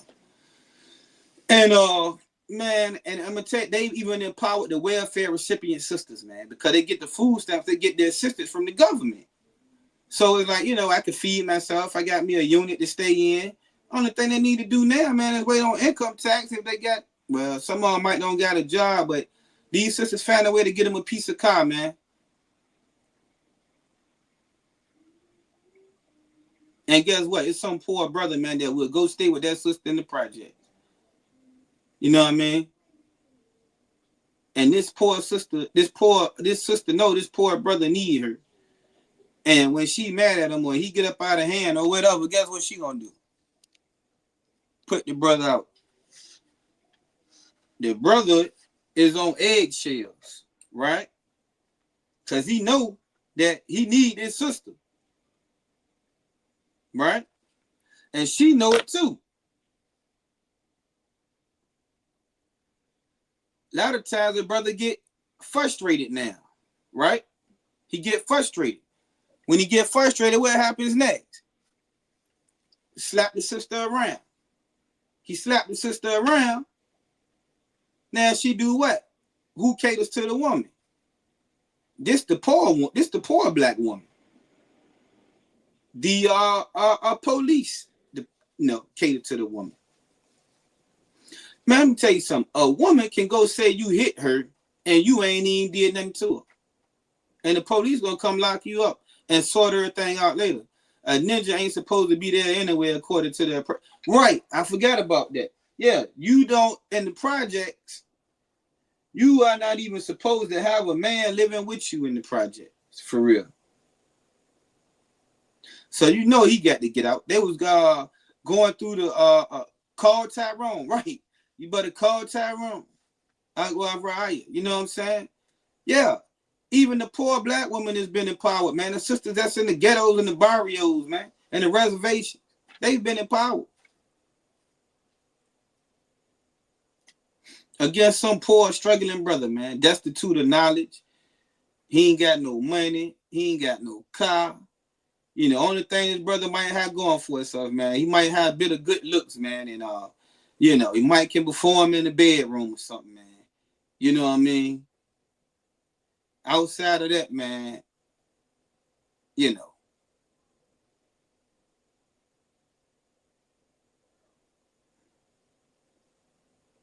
This is a crazy thing, man, going on.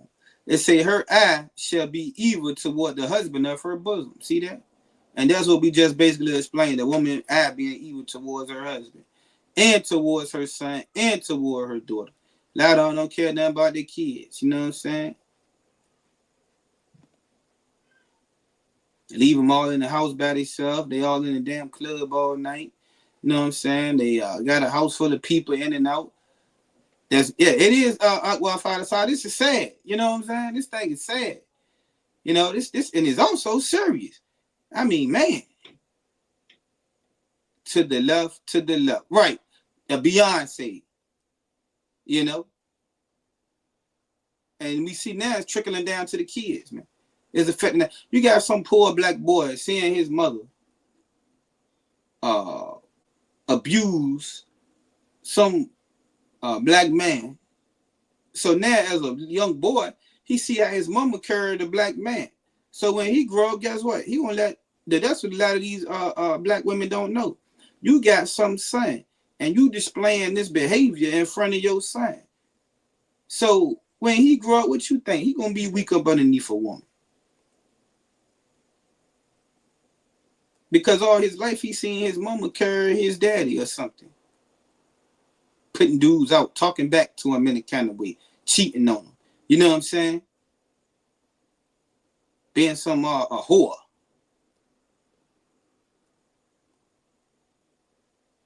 That's why, man, you sisters, man, should give yourselves a hand for coming in here, man, and trying to become that tender and delicate woman. You know, becoming that tender and delicate woman, man. Because we see what we got out there in the street. You know? It's a damn shame the state that we in, man. And I'm gonna tell you, a lot of times you get with a woman, you kind of feel that tension. You know, a lot of time, man, brother, if you ain't been with a woman a certain amount of time, you know, sometimes you feel that vibe like, damn, I want to, you know, I don't know if I can trust this junk. You know what I'm saying? That's right out why right. Give yourselves a hand, man.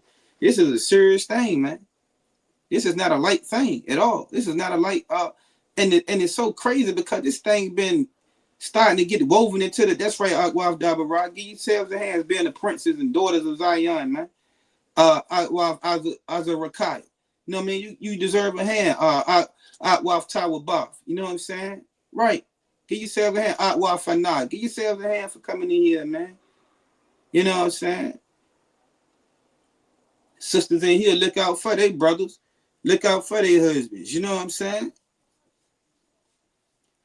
You know, we in a goddamn Salakia, you know, a destitute state, man, a desolate state, man. With this here, you know, this is ridiculous. I mean, ridiculous. Verse 57, Baba Shah.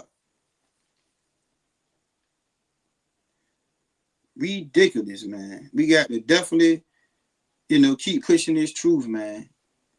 You know, and toward her young one that cometh out from between her feet, the baby that come out between her feet, and toward her children, which she should bear, for she shall, you know, well, this time when we went into siege and they ate, but you know, just you know, you could drop that. It goes into you know, the you know, I ain't gonna go into that. That's talking about the siege, but it's the curses that's come upon us, and I brought that out as a precept because the Lord said that is a new thing in the earth, and the Most High created a new thing in the earth. You know, where the woman will surpass the man, right? And it's because, man, that we broke the laws of the Most High, man.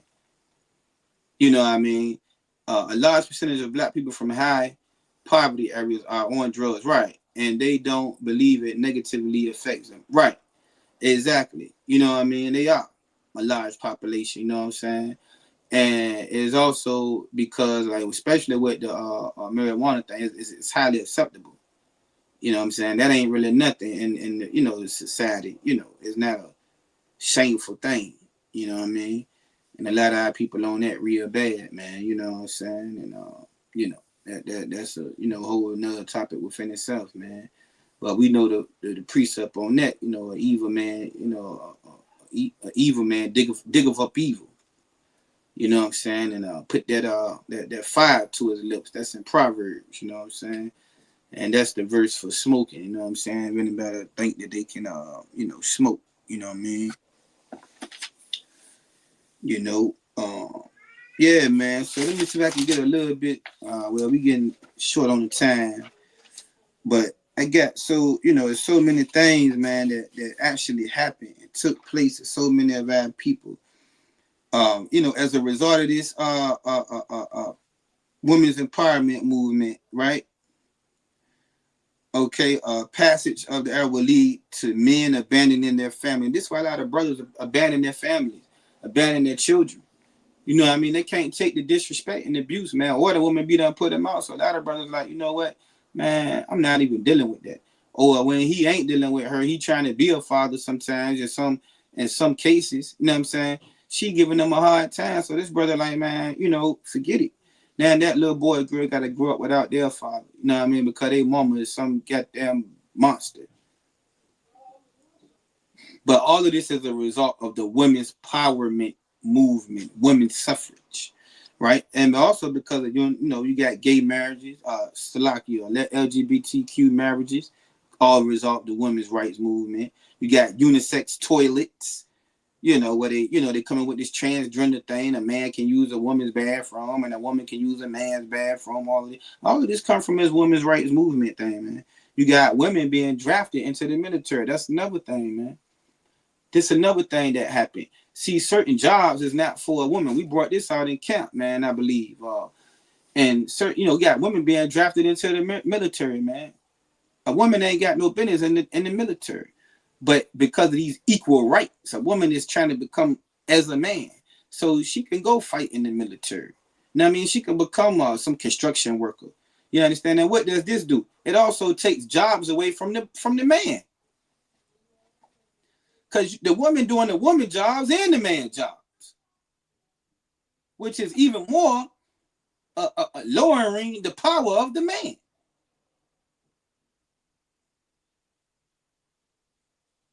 And it's aimed towards blacks, Hispanics, and Native American Indians, particularly.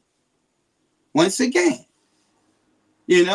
a woman can be like a president now. We know that a woman not supposed to be in that type of, a role.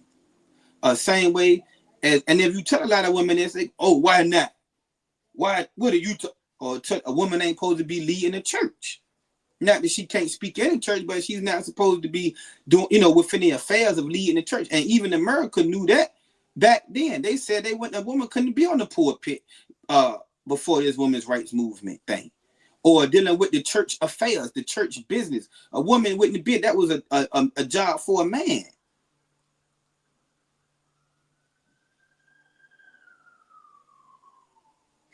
Eve is the one that kept pushing this woman's right. The white woman got the right to vote and fell back. Got some basic rights and fell back. The black woman took this thing and ran with it.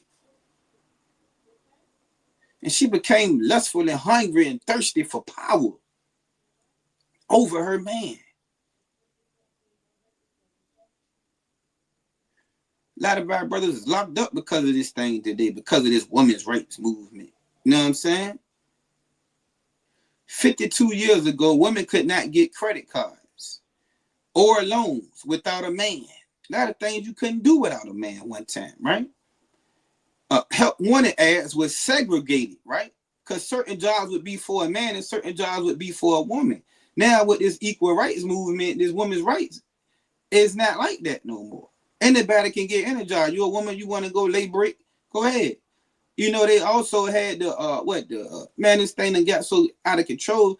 They got transgender men fighting against women because a woman want to be equal to a man. So, all right, you can go fight a man in the boxing ring, a transgender man, a man that's pretending to be a woman, which I think they got rid of that. But yeah, all of this come from the women's rights movement, man. You know what I'm saying? How many of you knew that this thing was this deep, man? You know what I'm saying? Put that one in the chat, man. You may have known. You know what I'm saying? You got the Equal Employment Opportunity Commission. You know what I'm saying? That was in 1968. This is another commission the Equal Employment Opportunity Commission made to make equal employment for women. Now women are in male jobs, taking away jobs from men. Women organizations made many of these things possible through legislation. They passed a lot of laws, man, to put this thing in place, to uplift this idea, this ideology, this tree, this knowledge, this fruit. You know what I'm saying? One West, they messed up letting me get credit cards. Right. Right. So they messed up letting her get the credit card. You know what I'm saying? And oh yeah, another thing. One is always a catch, right? No question. It's always a catch. You know what I'm saying? And a lot of our sisters is in this mentality out here, man. It'll make it hard for a man. You know what I'm saying? To go out here and get a good woman, man, that ain't trying to usurp authority over them. You know what I mean? That ain't going to talk back. You know what I'm saying? That's going to play her role. You know what I mean? Now, the roles have switched so much because it's women rights movement. Guess what you got now? You got the woman. I didn't know about the credit cards and loans. Right. You know what I'm saying? Yeah. Now you got the women, right? The roles have switched so much, this women empowerment. So, the scriptures say a man should, of course you shouldn't be a homosexual as a man, but it also say you shouldn't be effeminate, which this is a brother that's not necessarily LGBTQ, but he's a very effeminate type man, right? He has a lot of feminine ways, right? You shouldn't be like that. A lot of it come from Christianity. The brothers wearing them shiny suits and shoes and face shaved off. Right. Masculine women and feminine. Exactly what I was about to get to. Give yourself a hand. The women are masculine now. They may not necessarily be lesbians, right? But they are very masculine. You know what I'm saying? You know, a woman standing up, you know, going man for man and toe to toe with you, man, like, you know, like she's a man. Like you can't knock her down to the ground.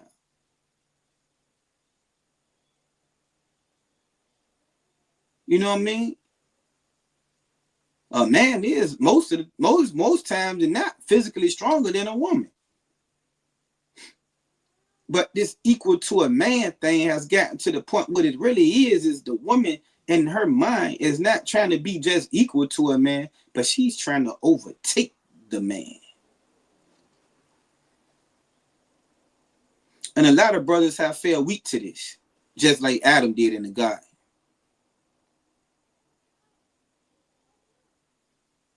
And she's been empowered by the serpent.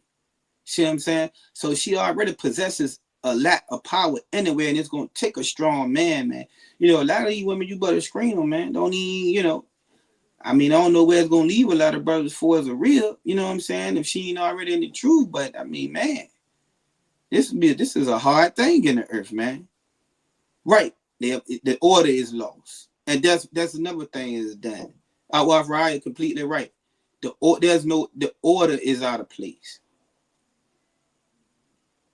You know it's supposed to be the most, you know, the most high, Yahweh Shai, the man, then the woman and the kids. You know? Nobody knows their role anymore. And a woman has financial leverage to leave a man now. Woman got money now. You know what I'm saying? She got everything. You know, money was started to be poured into many women. A lot of money, man. 6 months screen. Right, correct. 6 months screening, you know. You check these women out, man. Thoroughly. You know what I'm saying? Fine tooth comb. A magnifying glass. Put them under a microscope because you don't want to get stuck with nothing like that. You understand? This thing is very, very serious, you know. Money was started to be poured into the many women organizations. A lot of women organizations, the money was poured into. So there's a lot of funds poured into uplifting this woman, uplifting the black woman, Hispanic woman. It was money actually put into this thing to bring it all about, to make it happen. You know. And also because of this woman root, okay, I ain't even talking about the abortion thing, because it's my body. I could do what I want with my body. See what I'm saying? Woman go kill her baby for nothing now. It's my body. Right? Women's rights movement. Okay? A lot of women getting into porn. OnlyFans. The women's rights movement. Walking around half naked. My body. The women's rights movement. Okay? A lot of our women are in government roles and have changed their status in society through legislation, through laws being passed, through these organizations, through this ideology, through the oppressor. You understand that women has been placed up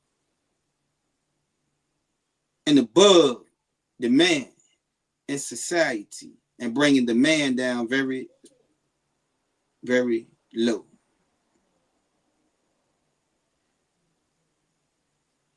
As a black man, Hispanic man, Native American Indian man, has it, you know, that we're going to beat those odds. What's the solution?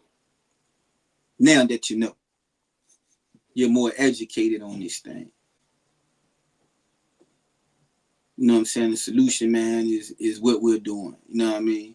Coming in here, man, you know what I'm saying? Putting our trust in the Most High, learning.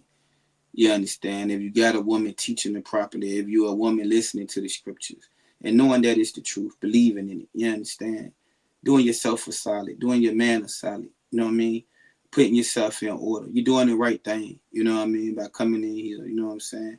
There's no surprise or coincidence, you understand? You're in the right place at the right time, you know what I mean?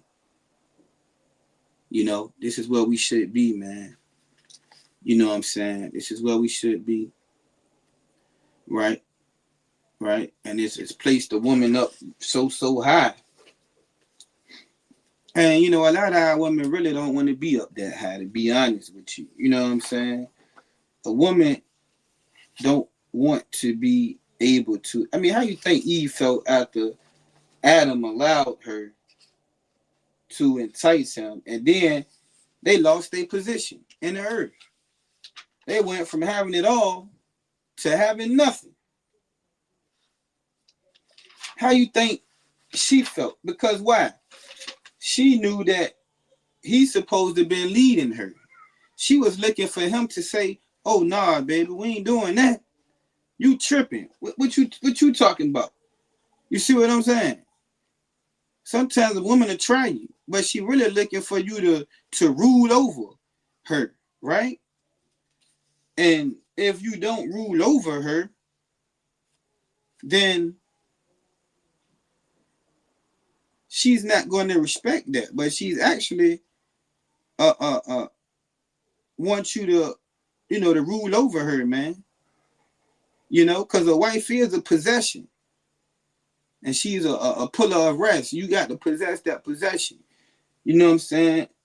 You know, Adam should have been more, on his woman, right? He should have been more attentive to his woman. He shouldn't have felt weak up underneath his woman, right? Ecclesiastes 25 and 22. Ecclesiastes 25 and 22, man.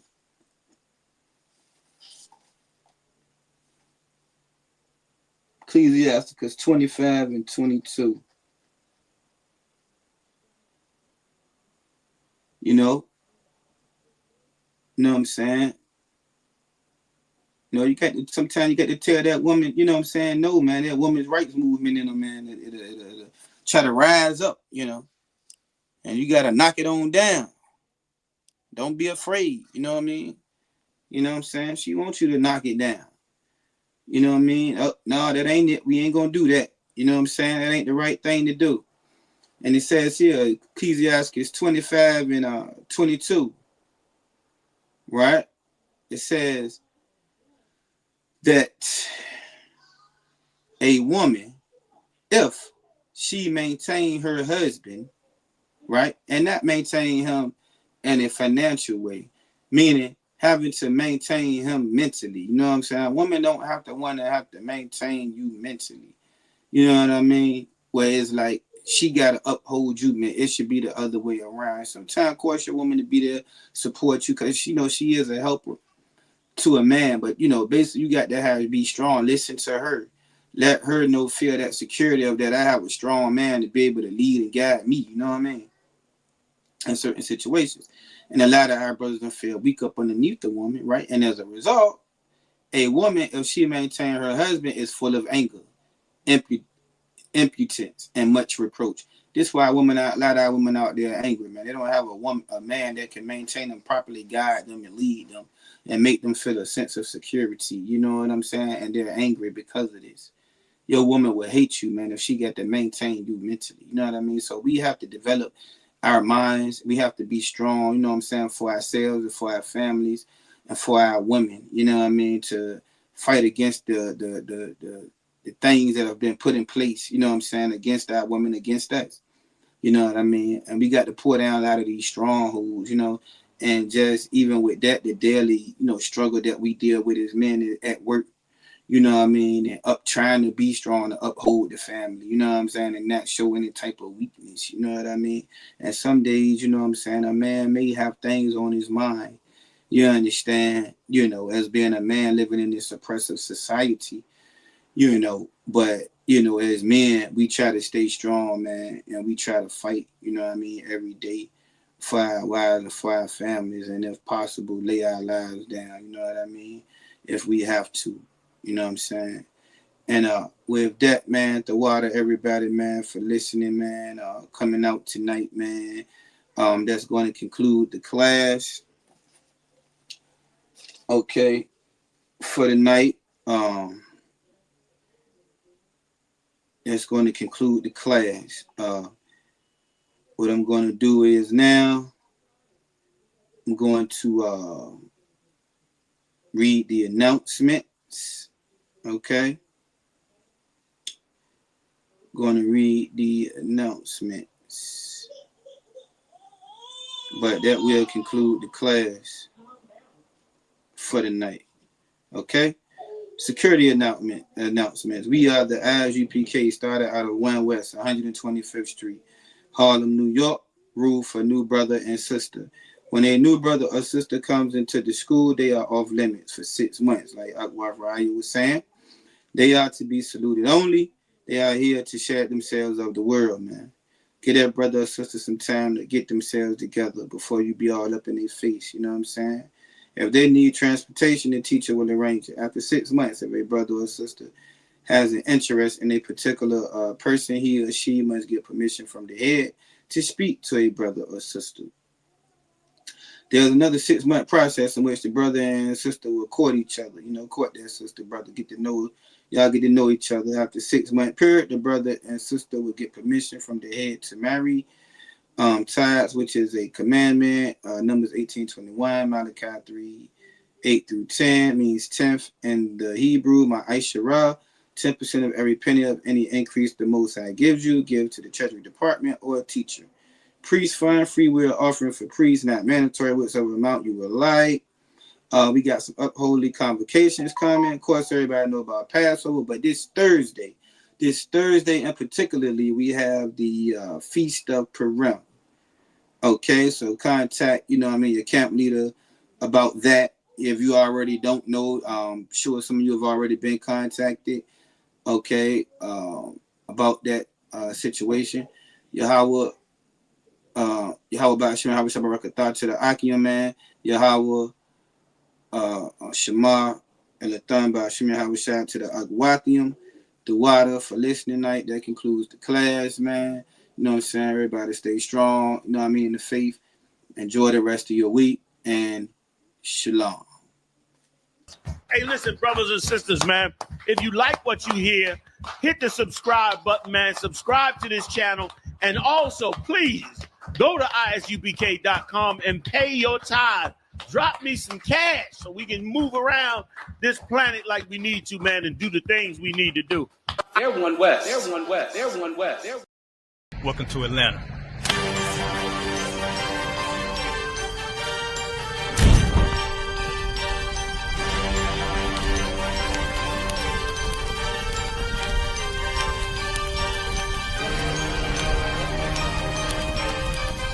Christ, this Officer 5000, Jeremiah, the camp leader of Atlanta.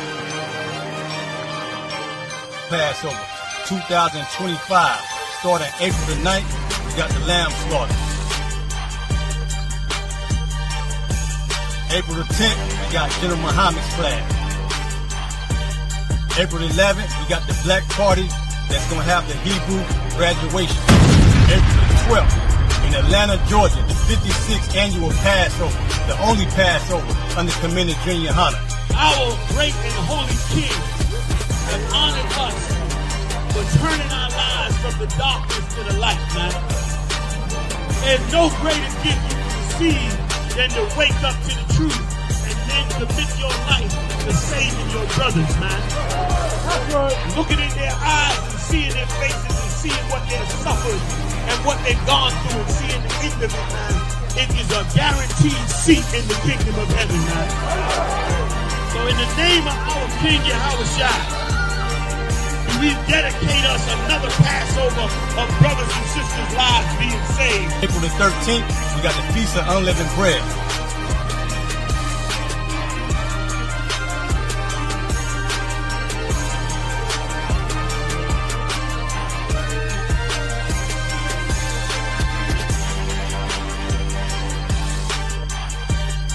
Shalom.